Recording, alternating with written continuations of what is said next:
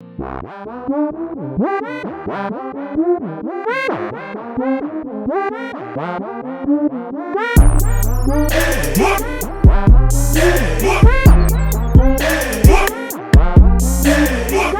this is the thing that women don't understand. Men will say and do anything to keep you on the sexual carousel that they're currently having their rotation. Yeah. So he understands that he's hooked up with you before. He understands that you're having maybe some tough times meeting men here. So he's like, you know what? Let me go ahead and rekindle this flame and get some sexual access. But the reality is that you left him when he needed you the most. Yep. So you've disqualified yourself for any type of real serious relationship, because if you can't stand it with him when he needs you the most, why the hell is he going to commit to you now? But And the other thing too is we got to be honest. You've gotten older. You have more experiences. You've hooked up with other men, and he knows about it. Yep. I'm going to be brutally honest with you. He's never going to marry you. It's not happening. Okay. And here's the thing. Women like to be delusional and say soulmates, or he's going to come back to me, or we're destined to be together. That's a bunch of hokey pokey fantasy bullshit. Men, always remember, this chick wasn't with me when I needed her. She's going to be recreational use only. You lose. It's a bit scary when he's mentioning how the whole soulmate fantasy bull crap that they believe in so much. When he's mentioning that, you see one of the girls shaking their head like, no, I don't believe you. I believe in the fantasy. Bruh. The word fantasy literally means not real. Life's tough, get a helmet. What's going on, YouTube? It's your boy Ron, back with another video. If you're new to the platform, welcome to the tribe. By the end of this video, I hope you subscribe. So today we are going to be discussing women sabotaging relationships, or should I say friends sabotaging their relationships. It's usually either the friend or self, but we're going to be covering a little bit of both today. All right, so let's go ahead and jump into the next video. Would you say that women have a really bad habit of enabling self-sabotaging behavior in their peers? Yes, and they do a really great job of enabling other women to do terrible things so that they don't get their men. And women sabotage each other so they don't get high value men. So like when I got into a really healthy relationship, that's more on the traditional side. Yeah. All the women hated me and stopped being friends with me. They were like, this is terrible for you. Like, get out of this. This is toxic. And I'm like literally waiting for marriage. So excited What about are my some of the future. terms that they told you? They when you told got me he into was traditional? toxic. They told me I was being weird and trad. I was trying to be trad, and that I was a bad girl, and like I shouldn't fall for that. What happened to my career? Why am I not being a boss babe? And I was like, what do you mean? They're like, you've lost a lot of weight. Like, I don't know if that's good for you. Like, maybe you should try to gain the weight back. Like, I was like, oh my gosh, who are you guys? Like, promoting this? Congratulations on that, because obviously weight loss is always very difficult, and we live in a very, especially for women, it kind of sucks because we rarely tell women the truth, especially when it comes to their body, because of their feelings, right? We have this whole body positivity movement for females, and I think it's very destructive, which makes sense as to why there's more fat women than fat men, because at the end of the day, a fat woman can still find a guy. Yeah, exactly. And I think that's one of the reasons why you don't see oversized men being pushed, because it's a lot harder for them to get women versus a plus size woman to get a man. Like, let's just keep it a buck, man. Because we see it every day, man. All right, on to the next clip. We'd have a conversation. It wouldn't be an argument. Why wouldn't it be an argument? Because I don't argue with him. He's my man. Why would you argue though? Because it's a problem. It's a problem if you create a problem. That he created the Back problem. to what you were saying on why I wouldn't argue. I want my husband to be completely honest with me. And so in order to ensure that I get his honesty, I can't punish the truth. I can't give him a reason to feel like he has to lie to me. So if he feels that by telling me the truth, he's going to get shot down, he's going to get yelled at, he's going to get emasculated, belittled, he's not going to tell me. Whereas if I can stay rational and we can sit and have a conversation, I can get the complete truth out of him. I can ask him, do you still love me? And know for sure that he's going to be honest with me, because I'm not going to punish the truth. So that's a big reason why I don't argue with him. And then the other reason is I just find it disrespectful. Perfect. And that woman is 19 years old, man. I don't know who raised her, but parents, y'all did a great job, because I would say arguably probably about 90 to 99% of women that in that age range. And to be honest with you, I'm exaggerating. I think I'm exaggerating, but I wouldn't be surprised if that was really true. Most women in that age range do not think like her, let alone already married. So shout out to her, and yeah, protect her at all costs, bro, because women that age in America nowadays rarely think like that. On to the next clip. I could not resist, so I had to look it up. From the Office of National Statistics, from a 2019 study, in ever-increasing numbers, we are now at a lesbian divorce rate of 72%. So the top 4 reasons that they are reporting getting divorced is feeling ignored, inequality in the partnership, adultery, and domestic violence.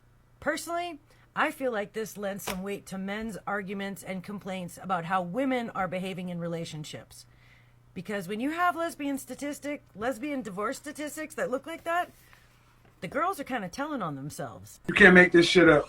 Didn't I mention this before? And I will give you another stat that makes them tell on themselves. Well, not tell on themselves, but is even very telling to that stat in particular.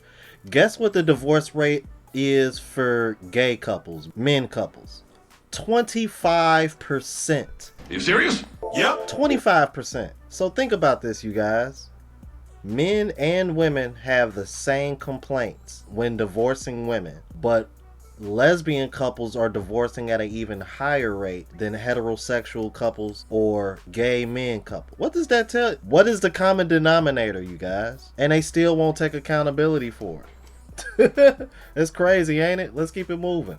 That's a good point. It was making me think of this quote. It's like, you can ignore reality, but you can't ignore the consequences that come with ignoring reality.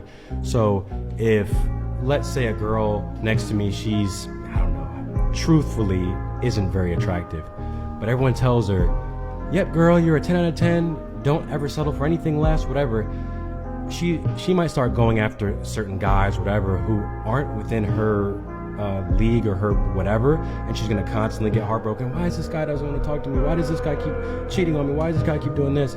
And same with guys. If it's like, if I'm a guy and I think that I'm the second coming of Jesus Christ, and every girl, I deserve a supermodel, I deserve an A-list whatever, and I keep going after supermodels and keep going after girls that aren't in my playing realm, I'm gonna constantly get heartbroken. I'm doing myself a disservice because I'm not actually playing within my roles. Because you can be confident and be an average looking person. That's what I think. Like, I'm not a 10 at all, but I'm pretty confident with myself, and that doesn't mean that that's a bad thing. So I think that by telling someone something that's not accurate, you're doing them more of a disservice. Like you're putting a band-aid on like their feelings for the moment, and be like, yeah, you're a 10, everything's all good. But then when they go out in the world, they're not going to get treated like a 10 necessarily. Like, you see what I'm saying? Yeah, I agree 100%. And this is a big difference that I noticed between male and female. And to be brutally honest with you, it kind of rubs me the wrong way, and I'm going to tell you why. Just a quick story.